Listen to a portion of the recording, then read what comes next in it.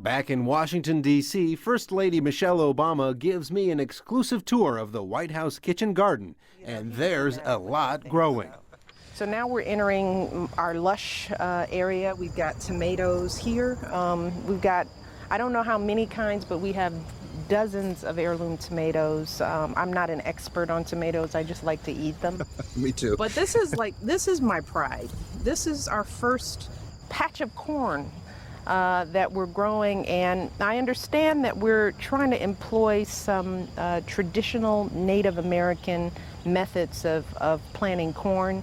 Eventually, I don't know if they started doing this, I don't see it, but they're going to run some string beans up the stalk of the corn. Wow. Because that was a way that some Native American communities saved space, that they would use the stalk of the corn as a way to facilitate growth of other vegetables. So I think that's one of the goals. But that's you can cool. see we're making some really good progress. And this started out, I mean, it was a couple of inches high, and it is just amazing that we're going to get sweet corn in our backyard.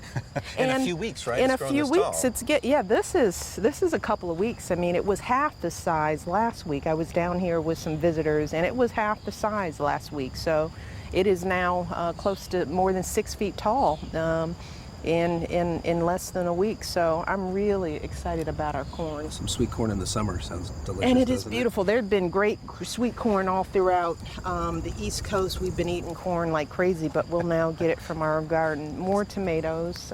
What we tend to do, because we just had kids here a couple of weeks ago, and this is how quickly this grows. I mean, we had pulled up all of this, right? This was like 3 weeks ago. I don't think we had pulled these up, but all of this, there was some cauliflower here, and we replanted. And that's also something that you can do when you have staff and gardeners and volunteers, is that when you pull up, you can reseed fairly quickly. So we will get a couple of harvests from many of these beds. Wow. Over here are sweet potatoes, I believe. We use these boxes for rhubarb as well.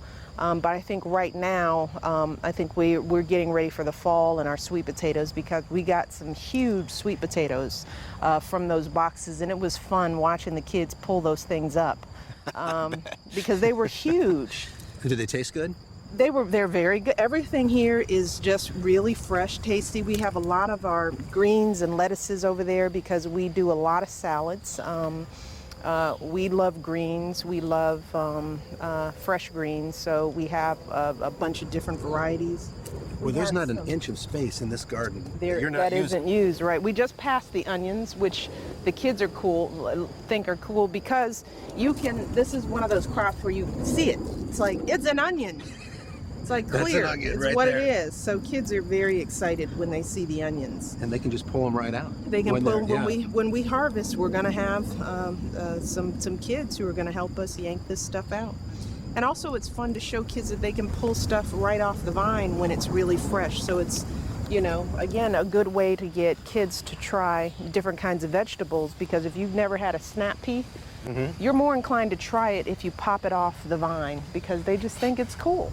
And the aromas in here. Yeah, it smells. You can't smell it, the viewers at home, but but we can. We can. It's beautiful. We have our bell peppers over there, and I think we had some coming up in between here, but they were small. We also pull. Our chefs pull as they go. The goal, and one of our chefs told me this, is not to let them get too big, because you lose some of the sweetness. Oh, okay. So they pull them fairly early, So we're getting smaller, but some more powerful flavors. This is a chef's dream. Yeah. Oh, and they're down here all the time.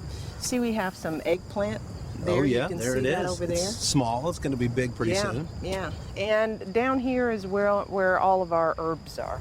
We have, almost anything you can think of here. We've got chives, thyme, rosemary, mint. I'm trying to think of Sage. Sage. We have sage. We have different types of sage, because there's a pineapple sage there.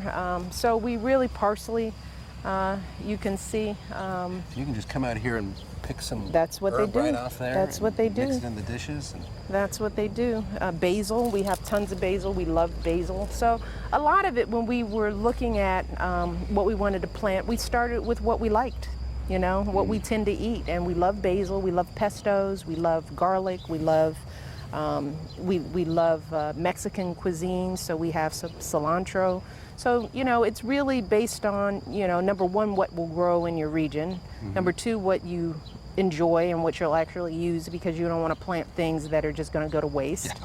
And of course, we're at the White House, so we can use everything. So, yeah. And of course, the kids, that was the original goal. Are your children, 2 daughters, are they eating more vegetables now? Oh, they always eat vegetables, right? But it's still a struggle. I mean, you know, kids' taste buds are just, you know, they're more